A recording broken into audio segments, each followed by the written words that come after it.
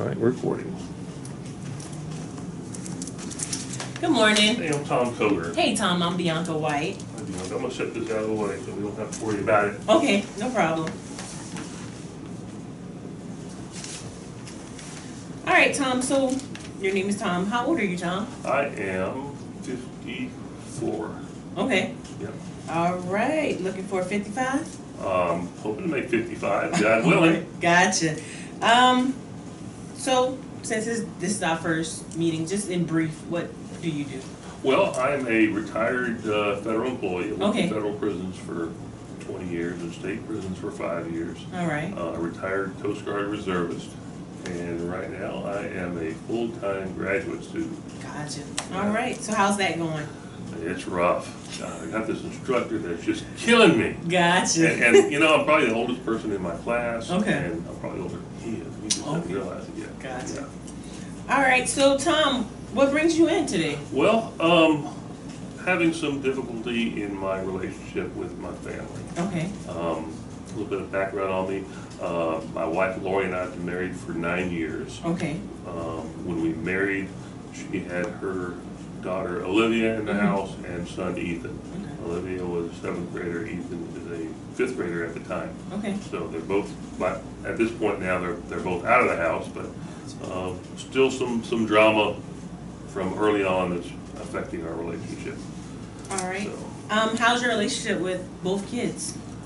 remarkably, Olivia and I can get along better than we did before, and Okay. Ethan too. Okay. You know, we just don't touch those subjects that have caused the problems. They're still there. They still Okay. need to be dealt with, but either they don't bring it up or I don't bring it up. But eventually, they have to be brought up, and maybe I can learn something that'll help me to get through that in the next year or so.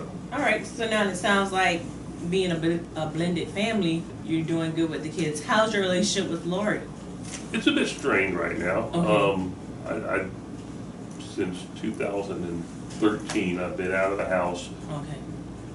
except on the weekends or if Okay. I had time off from work. But I was working out of town and over in Barnwell County, which is a couple hours from here, Okay. but it's too far for a commute every day. So I drive over there on a Sunday night, work until Friday afternoon, drive back to Somerville, come home Friday night, Saturday night, head back on Sunday night back to Barnwell.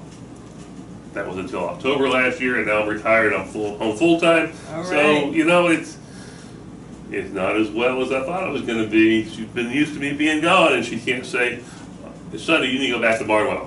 Gotcha. You know, Gotcha. that's not an option anymore. Okay, so you guys are getting along. It started off Yeah. rocky, sounds like, Yeah. but you guys are We're making it. it We're work, making ends meet. So it's Yeah. going good. Yeah. All right. So tell me more about what brought you in.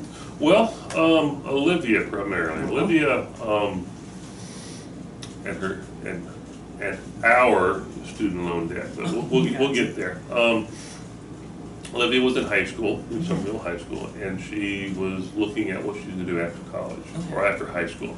She was talking about college. She wanted to be an attorney at one point. She wanted to be a doctor, and she wanted to be an actress. Okay. All great things to be. The first two would probably be more profitable, but you know, if you're the top 10 actors in the country, you're making big bank. That's true. So she did drama in high school, and she wanted to do drama in college. Okay. So she applies to multiple colleges from the Northeast, the Midwest, to almost off to the West Coast. Okay. And she convinces her mom, hey, we need to go visit these campuses, see what they're all about. They go during the senior year and all that fun stuff. And in the process of doing that, she had to do her financial aid package for FAFSA. Okay. And I said, all right, let's block off a weekend. We can do this together. Mm-hmm. She said, okay. So she's not there on the weekends to help me with it. And I'm reminding her, hey, I'll be home this weekend. Let's get it done. And I come home, and she says, oh, I'm a senior. I gotta spend time with my friends because in a few months I won't be here, and they'll be off someplace else because nobody else is going to the University of Denver. Okay. And Lori and I were really hoping that she would stay locally and at least get the first 2 years under her belt here, pay in-state fees. Totally understand. Yeah. So, not what she wanted to do. She settled on Denver. So, the deadline for FAFSA is fast approaching, and she's not had the time to do it. And I told her, I'm not doing it by myself. This is for you. It's a major undertaking for both of us. We've never done it before. Okay. I put all the government to do my finances. Gotcha. So the last weekend to get it done is here, and she's out of state visiting friends because she's a senior. And Lori looks at me and says, "We gotta get this done. You're gonna have to do it." So I do it. I spend 12 hours on my computer the day before Mother's Day, knocking this stuff out, having to pull down information from our taxes with H&R Block, and it was a mess. It really was. I regret that we didn't get it done together. It'd be a good learning experience for her. So it sounds as if you feel a little frustrated because what was supposed to be a group effort now came into being a Tom effort. Absolutely, you hit the nail on the head right there. A group effort, and but it seems that a lot of things were going that way. We're going to spend one weekend raking and cleaning up the yard. Well, I got to be out of here at 1 o'clock, but she's got to be out at 1 o'clock to go do a high school function on Saturday. Well, you're not waking up until 11, and it takes you an hour to get moving. So would you say, Tom, during her senior year, you felt a little neglected? I did. I was neglected. I felt I was being blown off. This is stuff that she wants done. I'm okay with you coming to South Carolina and getting the lottery education money. Gotcha. You got the grades for it. Let's do that. And she says, "No, I want to go out of state. I want to get away from South Carolina. I don't want to be near you. Don't want to be near me. Okay, and you want to be near home." So that's her plan, and it's not sitting well with her mom and I. Okay. But she wants to spread them wings and go someplace. Yeah. And we supported her in doing that. That's why I got FAFSA stuff done. All right. So. And I do applaud you for helping get that done, even though she wasn't there. But I do applaud you because it was something new for you and her. Yeah. How does Lori feel in this? Well, she was frustrated that Olivia decided she was leaving town. Lori is all about family. She's in touch with her mother every day, her brothers and sisters several times a week, and she expected that relationship to stay there with her and her kids, and it didn't pan out that way. During her senior year, and prior to that, Olivia's father and I didn't see eye to eye on some stuff.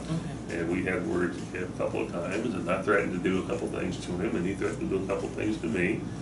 And turned out that what he threatened to do to me, Lori did to me, because she said, "You're not going to argue with my ex-husband. That's the father of my children. Wow. You will respect the father of my children." Got it. How did that feel? Oh, How? Wow. I Let me can tell imagine. Because Lori would tell me things about Thomas Bolt that were just, I couldn't believe a man would do that to his wife. And now she's standing up for him. That's the father of my children. I'm going to support him every way we can because she wants to keep that father figure in their lives. So I got it, yeah. Okay, well. It's just not sitting with you, right? Wasn't well with me, no. Okay. So,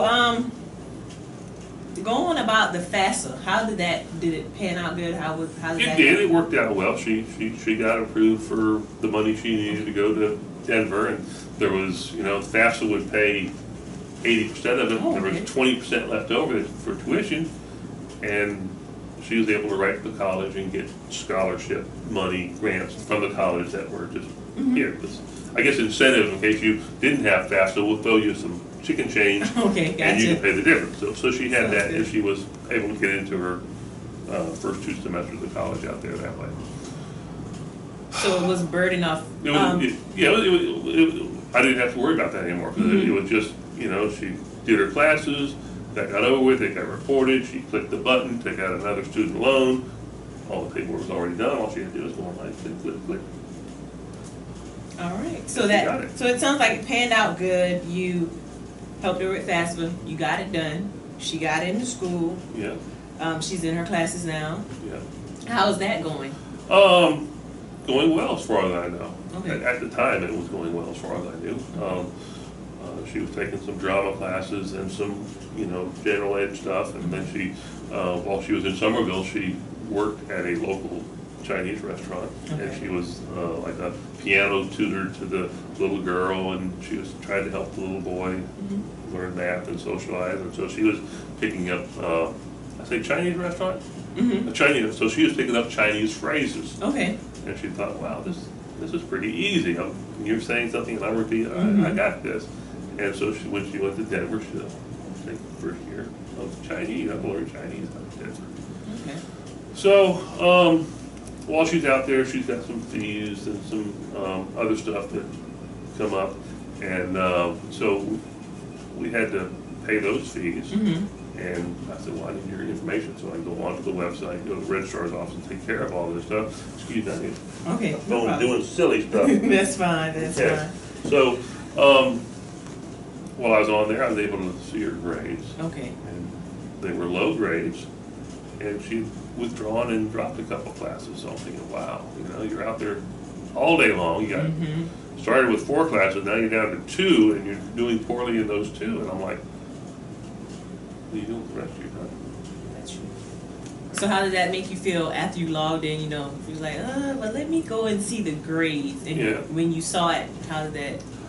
I was disappointed. I really was. And I shared that with Lori, and Lori was there with me. We were having to pay this bill. And, I told her she's not going to apply herself out of state. She needs to come home. She needs to come home. Okay. And so Lori had that conversation with her, and she said, no, this is my first semester. I'm going to get my skills built up to where they need to be for study purposes, and next semester I'll do better. Okay. So that's what her plan was. All right. So it sounds as if she plans on doing better next year. But looks like our hour is almost up, Tom. So to respect both of our times. Okay. So you came in. You had you said that the problem was with your daughter Olivia. You and Lori are married. You Right. have a blended family. So those are your step kids, but you see them as your kids. Right. Don't discriminate. So that the family is going good. You had problems, started off rough, but you're good now. So getting Olivia to take responsibility, she's having a hard time assuming that role. But you help her with the FAFSA. You got it done. We're proud of you. I'm proud of you. We got her into college. We thought it was going good. Found out it wasn't. But she says she's going to do better. Right. So next session we'll expound on the turnaround. So we'll expound on how she's doing now since you guys addressed that. But it was good meeting you, Tom. Pleasure to meet you as It was well. nice meeting you, and I look forward to our next session and All right. seeing how Olivia's doing. Thank you. All right. I appreciate it. You have a good one. You too, man. All right. Bye-bye.